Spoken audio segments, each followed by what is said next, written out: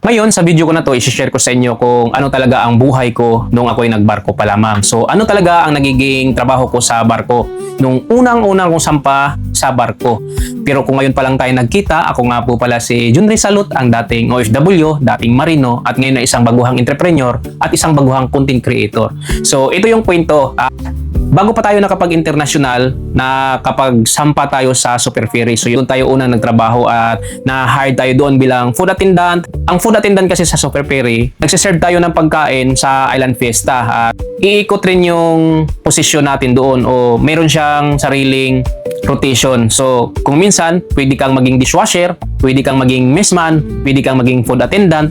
Yun yung nag-serve sa pagkain na sa Island Fiesta, yung parang restaurant, hindi naman, parang ano siya, parang food court. So kayo yung nag-serve doon, nagmo-monitor sa temperature ng pagkain from galley to food court. So kayo yung nag-receive ng pagkain at kayo din yung nag-serve ng mga pasahero. So yun yung naging experience ko doon sa Super Ferry. For almost 1 year ako sa Super Ferry at nadaanan ko doon yung maging missman. So, napakahirap maging missman sa isang passenger na barko dahil sa almost 100 katao ang papakainin natin kada pakain. Breakfast, lunch, and dinner. Almost 120 crew kami doon sa Super Ferry. So, napakadaming hugasan ang hugasan natin. So, yun na experience ko yan.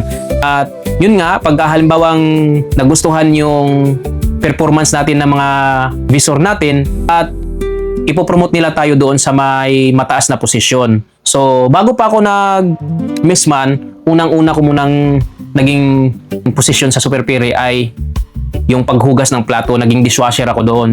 Sa almost 2 months akong nag-dishwasher. Biruin mo, napakadaming pasahero ang papakainin. Almost 2,000 na pasahero ang pinapakain namin noon. So, huhugasan mo yun tuwing pakain. Umaga, tanghali, hapon. So, yun yung duty ng dishwasher. So, almost 2 months ako nag-dishwasher. Siyempre, dahil sa nalipat tayo ng posisyon, dahil na-promote tayo, napunta tayo doon sa food attendant. So, hindi na tayo naging dishwasher. After 2 months, doon tayo naka-assign sa counter na naman. So, from galley, yung pagkain sa galley, dadalhin natin. Tayo yung nagre-reserve. Isa tayo sa nagre-reserve doon sa pagkain sa kusina. Yun yung mga i-display sa Island Fiesta. May tinatawag kami doon na mahabang lamisa. Yun yung tinatawag naming steam table. So doon sa steam table na yun, may parang bain-marie o parang shopping dish na may tubig sa ilalim. So meron siyang sariling temperature at imomonitor natin na hindi siya, pagka mga hot food, kailangan nasa tamang temperatura siya. Hindi siya bababa sa 65 degrees centigrade. So kailangan iwasan natin yung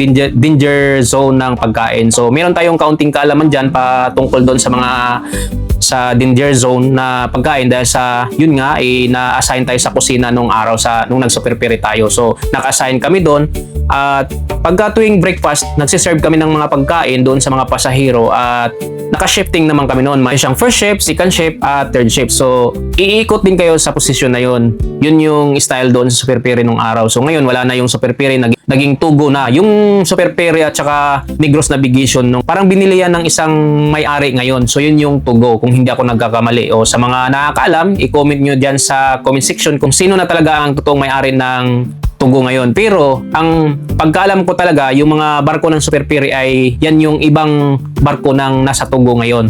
Kaya kung minsan pagka nasakay ako from Manila to Cebu, kahit iba na yung pangalan, ma-familiarize ko pa rin na itong barko na to ay ito yung Super Ferry 12, yung sinakyan ko nung araw. Malalaman ko pa rin na yun yung mga barko na nasakyan ko nung nasa Super Ferry pa ako. So balik tayo doon sa experience ko sa bilang food attendant. So ang nangyari, nakapag-duty tayo sa food attendant at hanggang sa dumating din yung panahon na inassign tayo bilang isang rover. So ang rover, yan yung mga nagtitinda naman sa barko, yung may mga dalang trolley, may mga pagkain na nakalagay doon, nakasalansan at mga soft drinks, mga noodles. So yan yung mga nilalagay natin. Kung minsan may mga paninda sila na gintaan. So yun yung iniikot natin sa barko. Ang tawag sa amin nung dati ay rover. At para doon sa mga naka-experience ng ganun ngayon sa panahon ngayon, lalong-lalo na sa mga nagbabarko dito sa domestic, ay wag na wag niyong itong ismolin dahil ngayon ko lang na-realize na yung pala yung mga pinaggagawa ko nung araw ay doon para din ako papunta sa pagninegosyo. So, doon pa lang, doon sa training na yon, sa training ground ko na yon, doon ko na experience kung paano ang magiging sistema sa pagninegosyo. So, doon ko na realize na yun pa lang yung naging experience ko noon ay doon din ako pupunta sa pagninegosyo. So, after nating mag-rover, nagtitinda-tinda tayo, umiikot tayo sa buong barko, nagtitinda, nagdadala ng mga pagkain, mga tinapay, at kung ano-ano mga pagkain na pwedeng ibenta sa barko. So, hihingiin natin yun sa kusina at doon sa counter, doon sa Island Fiesta. So, sila yung magbibigay sa atin. So, meron din naman kaming tinatawag na sistema doon. So, lahat ng mga kukunin namin sa kusina o doon sa food counter ay kailangan din nating nakalista yun lahat kasi naka-inventory din yun lahat. So, yun yung iikot. Kunyari, pagka halimbawang meron ka ng mga paninda, ilista natin doon sa inventory list at bago pa natin yun iikot, kailangan pirmahan ng mga naka-assign o naka-duting supervisor ng kusina o mga naka-duting manager sa Island Fiesta o kung tawagin Island Fiesta o food court. So yun, iikot namin nun. At yung duty namin broken nga, breakfast, lunch, and dinner. Every 2 hours lang yung duty namin. At sa umaga, ang siniserve namin pang breakfast. Tapos sa tanghali, syempre, dito kami nagsiserve na after sa lunch. So nagsiserve kami, iniikot namin yung mga soft drinks, kung ano yung mga pangailangan ng mga pasahero.